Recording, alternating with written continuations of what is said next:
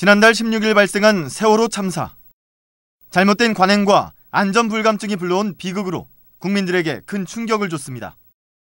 참사 이후 정부 기관들이 서둘러 안전 대책을 새로 짜는 등 안전에 대한 사회적 관심이 높아지고 있습니다. 모든 것이 안전이 우선입니다.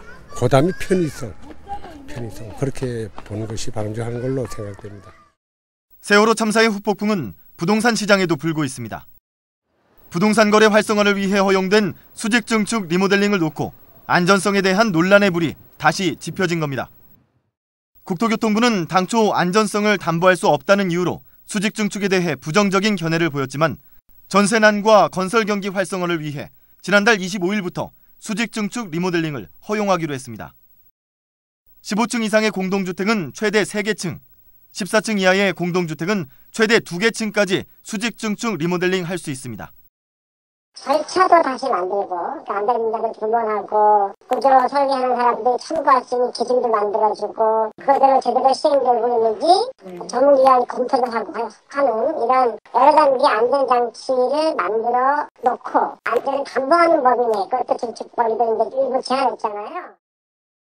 세월호 침몰 사고가 무리한 증축으로 발생한 참사였기 때문에 수직 증축 리모델링도 안전에 대한 부정적 시선을 피할 수 없게 됐습니다.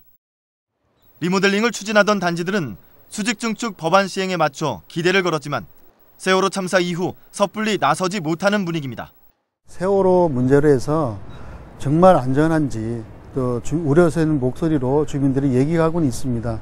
그런 전화를 받을 때는 좀 더 저희도 신경을 써야 되지 않을까 이렇게 생각하고 있습니다.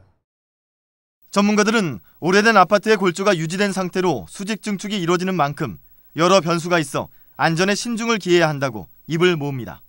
15층 아파트다.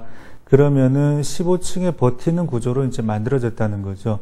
그거를 뭐 2개층, 3개층 지을 때는 그 아파트 자체가 기존의 자기가 버티고 있는 골조보다 힘을 더 받을 수밖에 없습니다.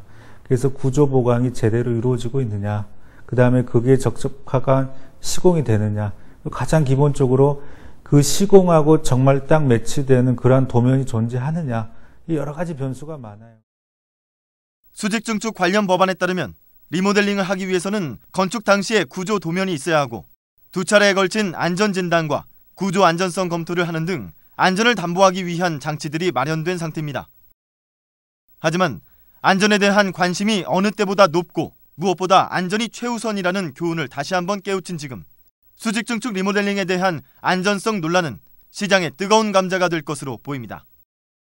TBS 박철림입니다.